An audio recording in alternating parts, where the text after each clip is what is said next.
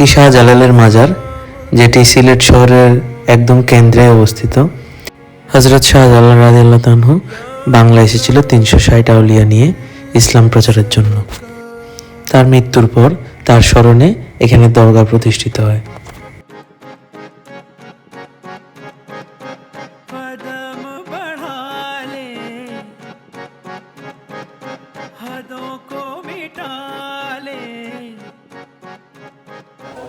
আমরা আছি হযরত শাহজালালের মাজারে।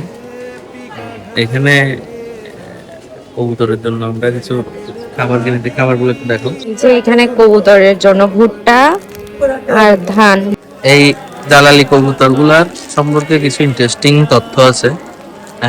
এগুলা নর্মাল কবুতর না, এগুলোকে জালালি কবুতর বলে। হযরত শাহজালাল রাদিয়াল্লাহু আনহু যখন সিলেটে এসেছিলেন তখন উনি সাথে করে এক জোড়া কবুতর নিয়ে এসেছিলেন। তো ওই কবুতর থেকে এদের সবার বংশ বিস্তার। তো এই জন্য হচ্ছে এদেরকে জালালি কবুতর বলা হয়। এখানে সবাই মানত করে কবুতরগুলোকে খাবার খাওয়ায়।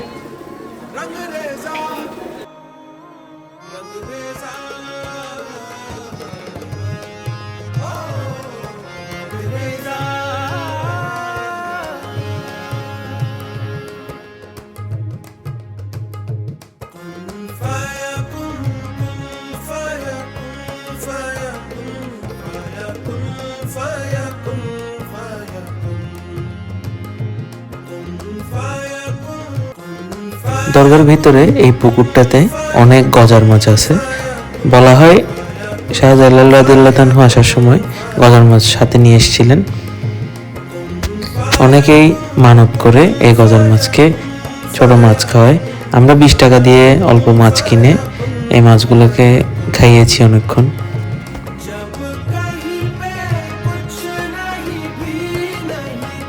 এটি হচ্ছে সেই বিখ্যাত হযরত শাহজালাল রাদিয়াল্লাহু আনহুর ব্যবহার্য পানির কুয়া, এবং নিচে যে হাউসটি